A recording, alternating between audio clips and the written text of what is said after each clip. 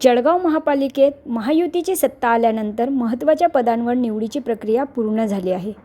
स्थायी समिती सभापतीपदी भाजपचे चंद्रशेखर पाटील तर महिला व बालकल्याण सभापतीपदी शिवसेना शिंदे गटाच्या सिंधुताई कोल्हे यांची बिनविरोध निवड.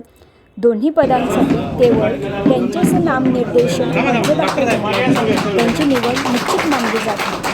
आज झालेल्या मनपा सभेत पीठासन अधिकारी मिनल करणवाल यांनी अधिकृत घोषणा करत दोन्ही पदांच्या निवडीवर शिक्कामोर्तब केले. महायुतीच्या नेतृत्वाखाली आता मनपातील कारभाराला अधिक वेग येणार का, याकडे सर्वांचे लक्ष लागले आहे.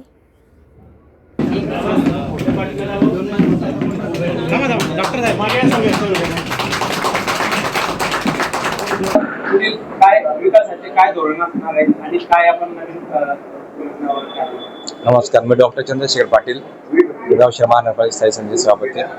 सर्वप्रथम मी आमच्या नेत्यांचं आदरणीय गिरीश भाऊ असतील, आदरणीय नामदार गुलाब भाऊ असतील, लाडके आमदार राजमामा असतील, खासदार स्मिताताई असतील, मंगेशदादा चव्हाण असतील, आमच्या महानगराचे अध्यक्ष दीपक भाऊ सूर्यवंशी, शिवसेनेचे जिल्हा प्रमुख आदरणीय विष्णुभाऊ बंगाडे, ज्येष्ठ नेते नितीन भाऊ लड्डा, जळगाव शहराच्या महापौर आदरणीय दीपमालाताई काळे आणि आमचे उपमहापौर आदरणीय मनोज भाऊ चौधरी यांच्या सर्वांच्या सहकार्याने मी आज सभापती म्हणून या ठिकाणी विराजमान झालेलो आहे.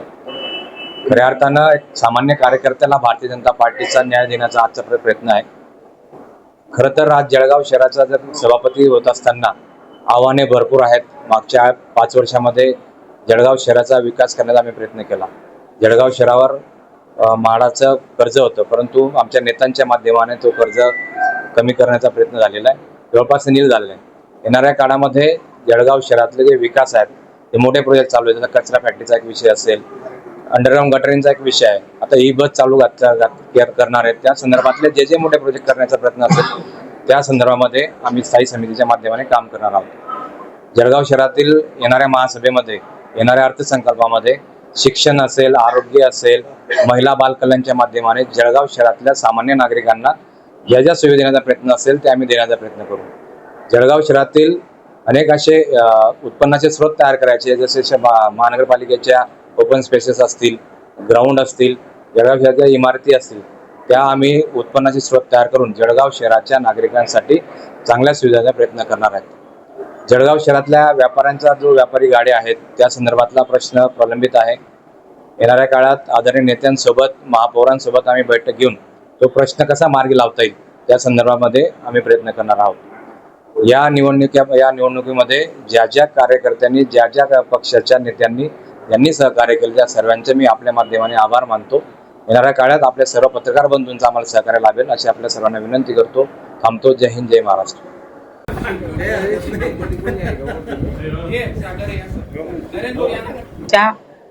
आणि माझ्या महिला नगरसेविकांना बरोबर घेऊन मी माझं महिलांसाठी काम करण्याचा प्रयत्न करेन.